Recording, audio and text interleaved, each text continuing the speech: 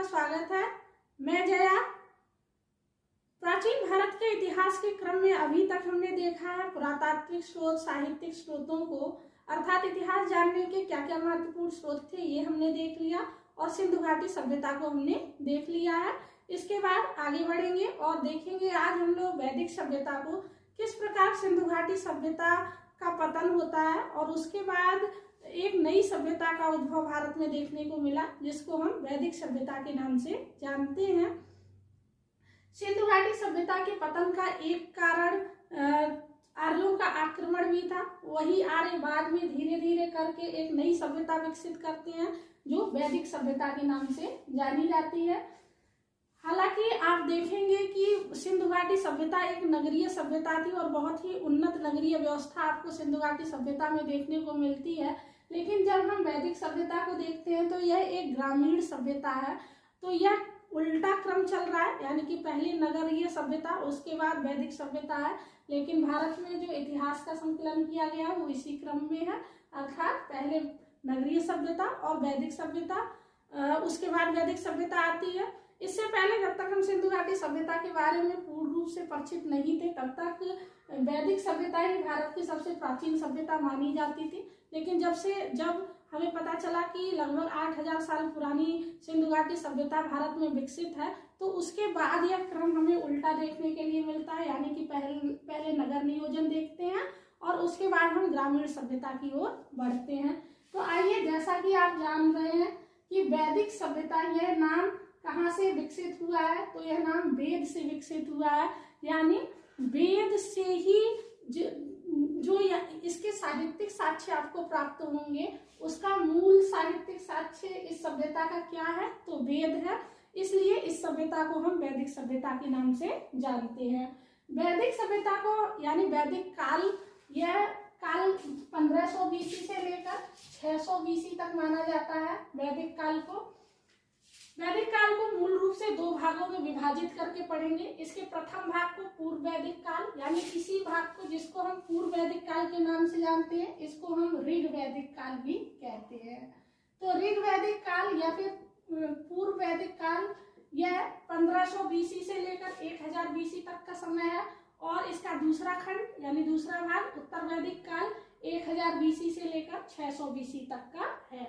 तो वैदिक काल आपसे पूछेगा वैदिक काल का जो समय है वो कहाँ से कहाँ तक है, तो आपको ये डेट बतानी है पूरी 1500 बीसी से लेकर 600 बीसी तक। लेकिन अगर आपसे पूछेगा पूर्व वैदिक काल का समय काल बताइए या फिर उत्तर वैदिक काल का समय काल बताइए, तो इस प्रकार से आपको 1500 बीसी से 1000 बीसी और 1000 बीसी से 600 बीसी के बीच में बांट करके बताना है। अब जैसा कि आप जानते हैं कि वैदिक काल यह शब्द ही बना है वेद से, तो वेद का अर्थ क्या होता है, वेद का अर्थ होता है ज्ञान, और यह इसके निर्माता यानी वेद के निर्माता और वैदिक काल जिस पर आधारित है वो कौन थे, आर्य थे। ठीक है, तो वेदों के निर्माता कौन कहलाएंगे, आर्य कहलाएंगे। हालांकि वेद जो है अपौरुषीय ग्रंथ माना जाता है जिसकी रचना जो है वो किसी पुरुष ने नहीं की है, इसका संकलन किया गया है, वो हम बाद में देखेंगे। फिलहाल आप इसको स्टेप बाय स्टेप देखिए।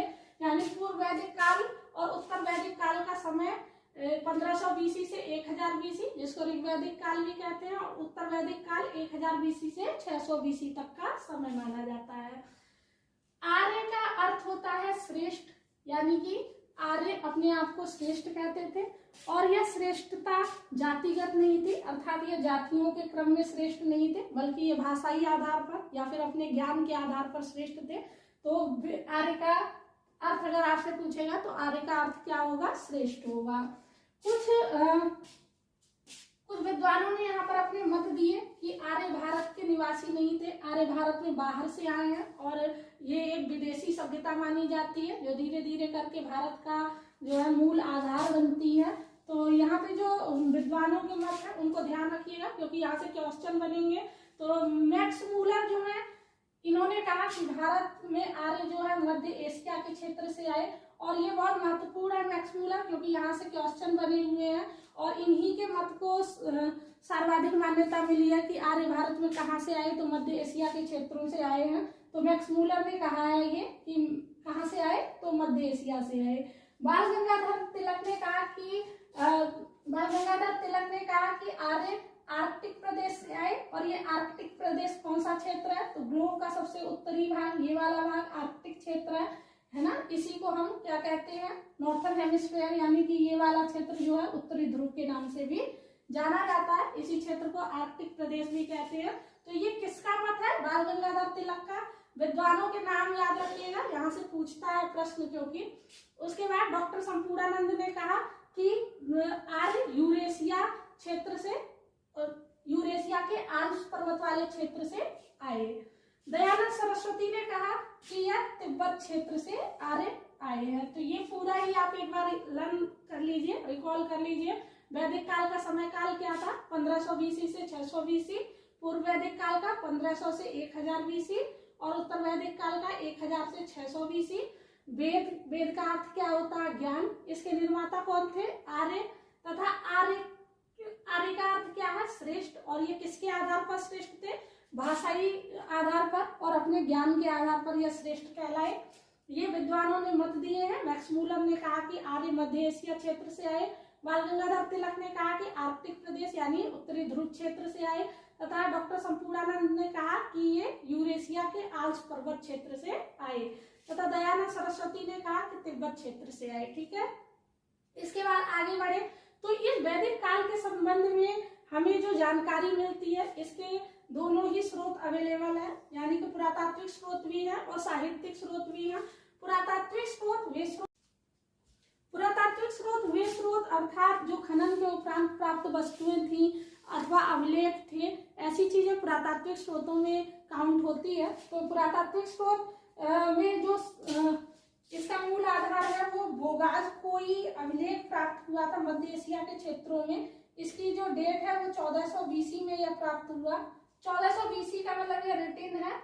1400 बीसी में ये मध्य एशिया क्षेत्रों में प्राप्त हुआ, और यह महत्वपूर्ण इसलिए है क्योंकि पुरातात्विक स्रोतों में यानी कि बोगाज कोई अभिलेख से हमें 4 वैदिक देवताओं के नाम मित्र, वरुण, इंद्र और नास्तेय के नाम मिलते हैं। इनके संबंध में पूछा गया प्रश्न यह है कि बोगाज कोई अभिलेख कहाँ पर प्राप्त हुआ एवं बोगाज कोई अभिलेख से किन देवताओं के नाम प्राप्त हुए हैं। तो इंद्र, वरुण, मित्र और नास्तेय के नाम प्राप्त होते हैं, अर्थात इनकी पूजा उस काल में होती रही होगी। दूसरा मैंने यहाँ पे लिखा नहीं है, पुरातात्विक स्रोतों में यहाँ से जो खनन के उपरांत वस्तुएं प्राप्त हुई, अर्थात 2 प्रकार के पूर्व वैदिक काल में ओपीसी मृदभांड प्राप्त हुए। ओपीसी है ना, जिसको हम गौरिक मृदभांड भी कहते हैं, गौरिक मृदभांड।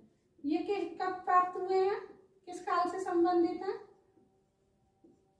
ये गौरिक मृदभांड जो ओपीसी है ये पूर्व वैदिक काल से संबंधित है। पूर्व वैदिक काल तथा उत्तर वैदिक काल के जो मृदभांड है उनको पीजीडब्ल्यू कहते हैं, और ये मृदभांड धूसर चित्रित मृदभांड कहलाते हैं। धूसर चित्रित मृदभांड। तो इस प्रकार से इसके पुरातात्विक स्रोतों को आपने देखा। एक तो बोगाज कोई अभिलेख था जो कि 1400 बीसी से संबंधित है, यहाँ से 4 वैदिक देवताओं के नाम प्राप्त हुए हैं, यानी नाम का उल्लेख है। और दूसरा पूर्व वैदिक काल से संबंधित ओपीसी मृदभांड यानी गौरिक मृदभांड है, तथा पीजीडब्ल्यू जो कि धूसर चित्रित मृदभांड है, ये उत्तर वैदिक काल से संबंधित है। इस प्रकार से हमें वैदिक सभ्यता के संबंध में पुरातात्विक स्रोतों से जानकारी प्राप्त होती है।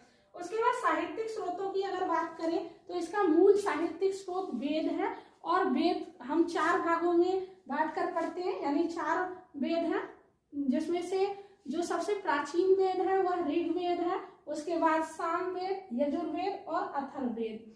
ऋग्वेद पूर्व वैदिक काल जो है पूरा ऋग्वेद पर ही आधारित है, इसलिए ऋग्वेद का संबंध पूर्व वैदिक काल से है और इसको ऋग्वैदिक काल भी कहते हैं। तो ऋग्वेद सबसे प्राचीन वेद है और इसके संकलनकर्ता वेद व्यास को माना जाता है तथा इसमें कुल मंडल यानी कि जो मंडलों की संख्या है इसमें कुल 10 है और कुल सूक्तों की संख्या 1028 है। कुल मंडल कितने हैं 10 और कुल सूक्त है 1028। यह कर्मकांड पर आधारित वेद है यानी इसमें धार्मिक क्रियाकलापों से संबंधित चीजें दी हुई हैं। कई सारे वैदिक देवताओं की स्तुति से संबंधित और किस प्रकार से उनकी पूजा अर्चना की जाए इससे संबंधित ऋग्वेद में ऋचाएं दी गई हैं। तथा जो सामवेद है, सामवेद कुछ इसी पर आधारित यानी कि सामवेद को संगीत का जनक कहते हैं और यह कुछ अलग से इसमें शामिल नहीं किया गया बल्कि जो ऋचाएं ऋग्वेद में गायन योग्य थी उन्हीं गायन योग्य ऋचाओं को सामवेद में संकलित करके रखा गया है। तो सामवेद का सीधा संबंध संगीत से है यानी इसको संगीत का जनक कहा जाता है। उसके बाद आएंगे यजुर्वेद की तरफ और देखेंगे कि यजुर्वेद किससे संबंधित है। तो यजुर्वेद यज्ञ विधियों से संबंधित है और यह वेद गद्य और पद्य यानी कि जो पैराग्राफ के रूप में और कविता के रूप में दोनों ही रूप में आप देखेंगे किसको तो यजुर्वेद को। तो यहाँ से पूछा गया क्वेश्चन है कि कौन सा वेद गद्य और पद्य दोनों रूपों में उपस्थित है तो यजुर्वेद। उसके बाद अथर्ववेद जो सबसे आखिरी में लिखा गया और जो अंतिम वेद है अथर्ववेद, इसका संबंध सामाजिक जीवन से है, किस प्रकार से सामाजिक जीवन को जिया जाए और जादू टोना इत्यादि जो है अथर्ववेद में दिया गया है। इसको ब्रह्मवेद भी कहा जाता है जिसका अर्थ श्रेष्ठ वेद होता है। तो यहाँ से भी क्वेश्चन बना है कि श्रेष्ठ वेद किस वेद को कहा गया है तो अथर्ववेद को कहा गया है। अब इससे थोड़ा सा ये आपको मैंने यहाँ से बता दिए ये चारों वेदों के बारे में कि ये चारों वेदों में क्या क्या चीजें दी हुई हैं। लेकिन ऋग्वेद में कुछ अलग से जो 10 मंडल दिए गए हैं उन 10 मंडल में से क्वेश्चन पूछता है कि कौन से मंडल में क्या चीजें हैं तो वहां से आप क्वेश्चन बनेंगे, इसलिए देख लीजिए।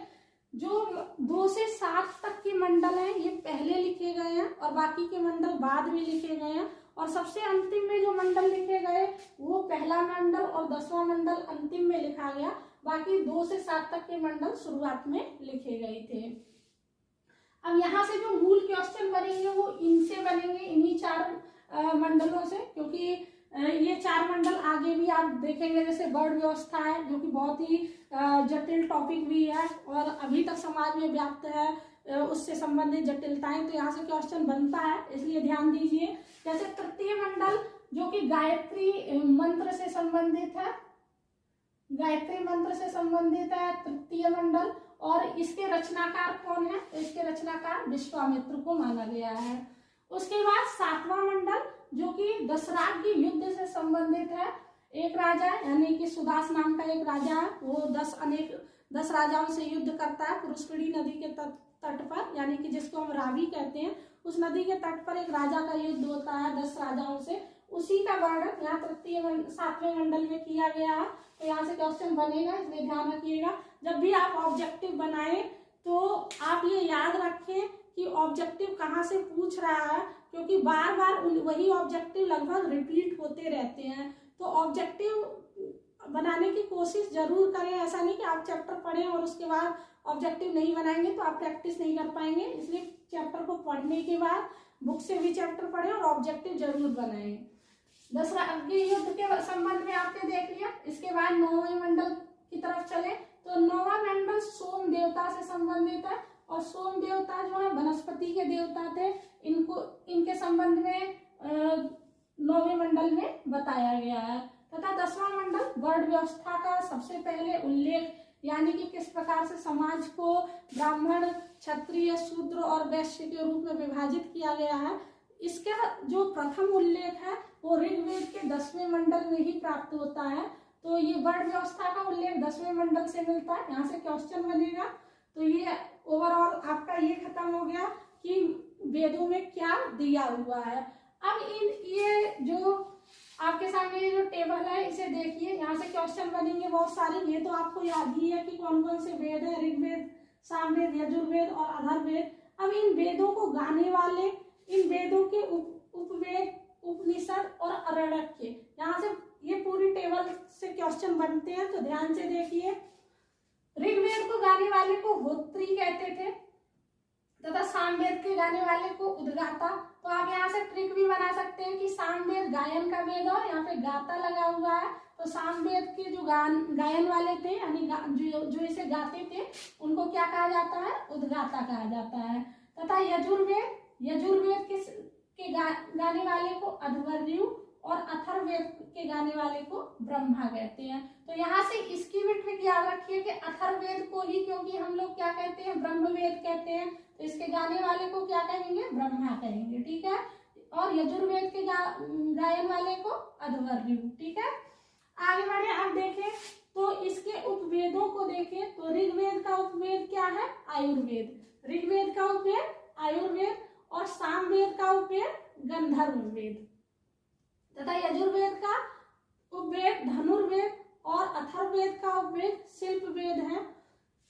उसके बाद इसके उपनिषदों की अगर चर्चा करें तो ऋग्वेद का उपनिषद कौस्तुकीय और ऐतरेय है तथा सामवेद का उपनिषद केन और छांदोग्य है।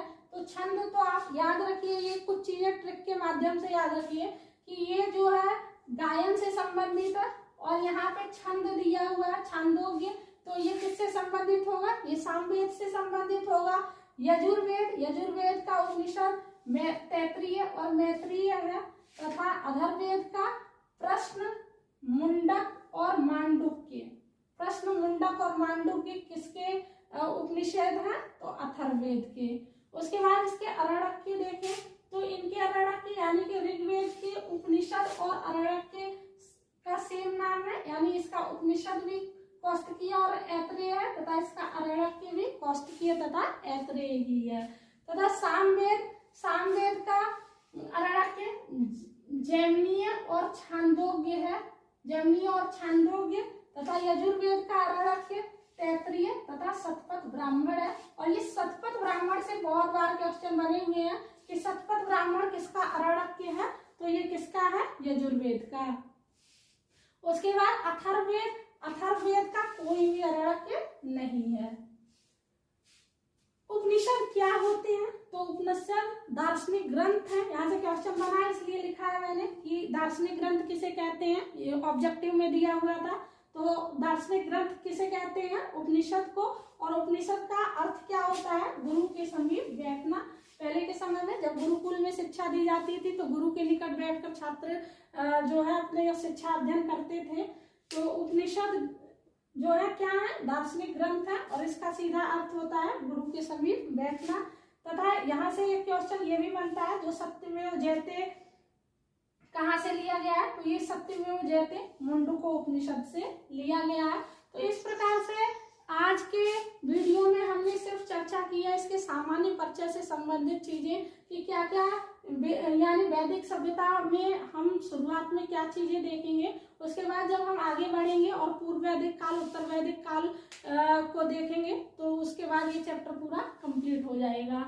अगर आपको ये वीडियो अच्छा लगा हो तो प्लीज लाइक करें और हमारे चैनल को सब्सक्राइब करें तथा निश्चित ही कमेंट करें। कमेंट जब आप लोग नहीं करते तो मुझे पता नहीं चलता कि आप लोग पढ़ने में इंटरेस्टेड हैं या नहीं है, तो कृपया करके आप कमेंट करें। Thank you for watching.